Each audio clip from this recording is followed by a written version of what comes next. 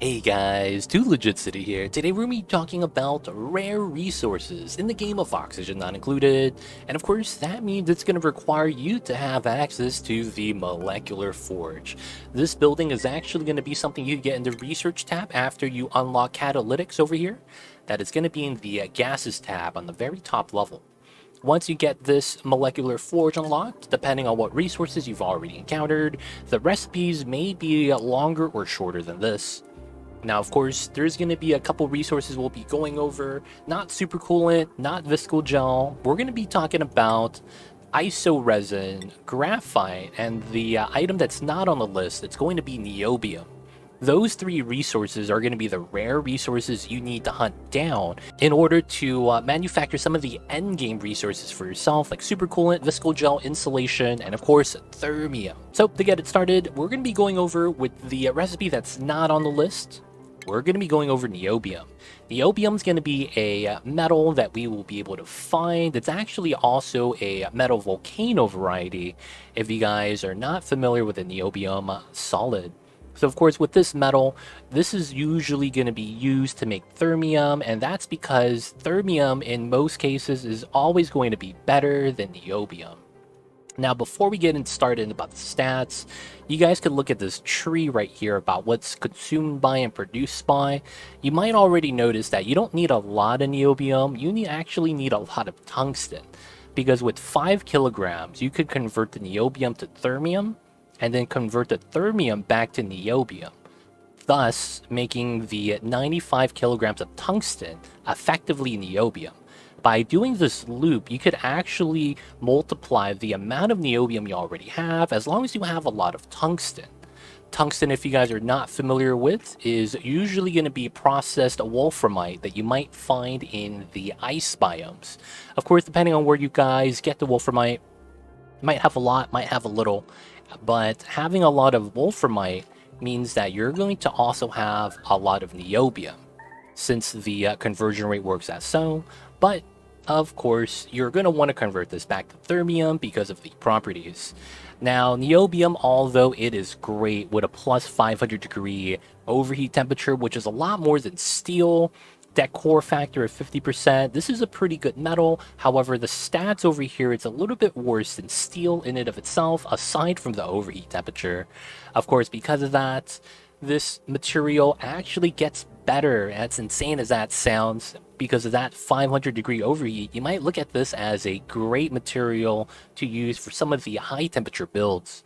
Once you actually process the niobium into thermium, this actually jumps to plus 900. Not only that, the thermal conductivity actually goes up from 54 to 220, which is a great conductor, comparable to nothing else. This is arguably the best, stronger than aluminum, high overheat temperature, high melting point. This is a very, very strong, if not the best refined metal. However, because of how you have to go about to get this material, you may be hard pressed to find that this is actually the toughest metal to get at the same time. But of course, that's going to be one of the rare resources you could get. That's going to be niobium and what you could do with that. Now, the next thing on the list we'll be going over is going to be isoresin. Isoresin is going to be material that you get exclusively from the Marshy asteroid, as you can see right here. Because of the names are going to be randomized, you're going to be looking at the description in the information tab right here. Marshy asteroid is what you're looking for. And on that asteroid specifically is going to be a tree that's very large, and it does not have a actual breed or genetic name. This is going to be experiment 52B. We have no idea what tree, what this is, what it was, if it was a mutation. However, this tree creates something known as resin. Not isoresin, but actually regular resin, solids. Solidified goo harvested from a grumpy tree. This tree, if you guys didn't know, is sentient, as you can see in the information tab right there. And if there's a duplicate that happens to walk across these 3 tiles, the tree is going to attack them. Now, while the tree will attack dupes, they will not attack critters unless it happens to bug out, which it may do every so often, especially if a dupe runs around and it happens to hit the critter. Now, how do we make the tree give us the resource that is resin, as you can see right there? What we actually have to do is feed the tree actual food that has kcals. You guys know about the foods in this game, about cooking, creating calories. If you guys you guys want to feed this tree and you guys want to be able to drop the food off on this tile. That usually means setting up a chute to drop the food out so that your duplicants do not get hurt. By feeding this, we're going to get resin. Now, you might be asking, but that's not isoresin. What you actually would want to do is boil said resin into steam. By getting rid of the moisture, we actually get isoresin as a byproduct. And because of that, that means you're going to not only want to feed the tree, get the resin, you're going to want to boil the resin so that you get the isoresin. That's going to be the way you guys are going to be able to start getting the resource, and there is a seemingly unlimited amount as long as you keep the tree fed. Now, the tree does not get tamed or anything like that. It's not a critter. However, it does have a body temperature requirement.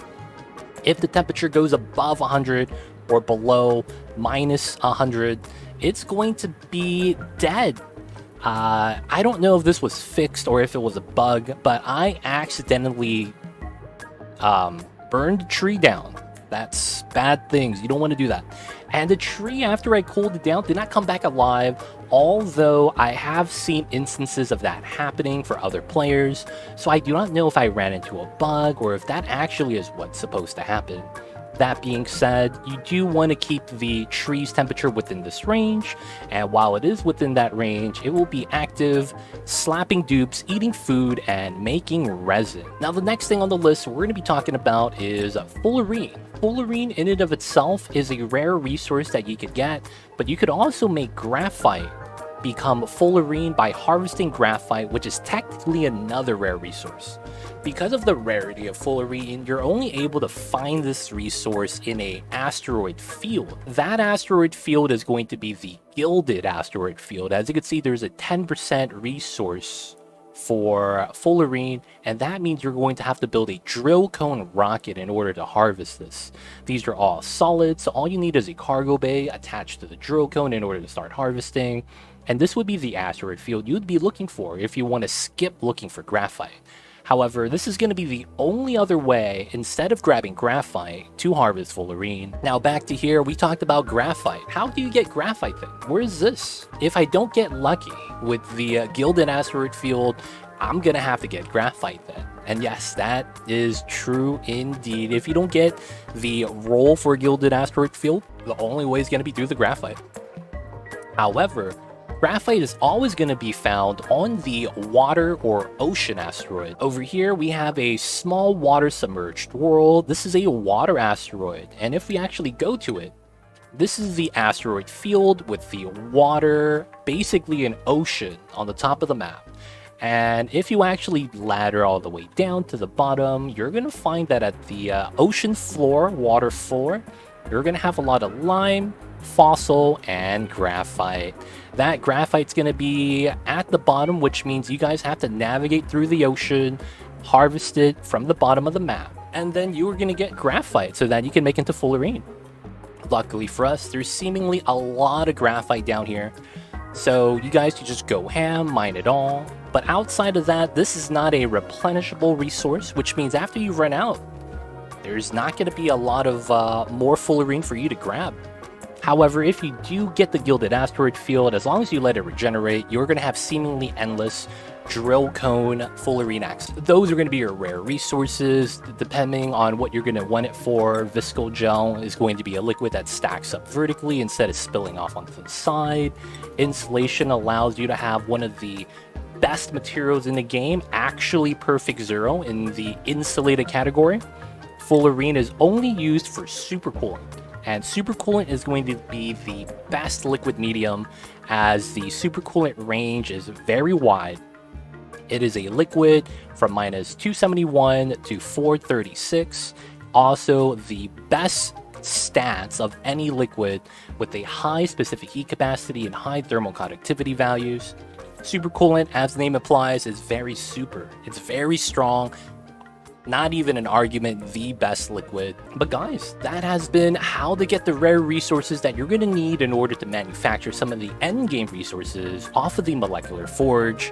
If you guys have any questions about this, leave a comment down below. Hope you guys enjoyed today's video. And of course, guys, don't forget to like and subscribe. Thank you, guys.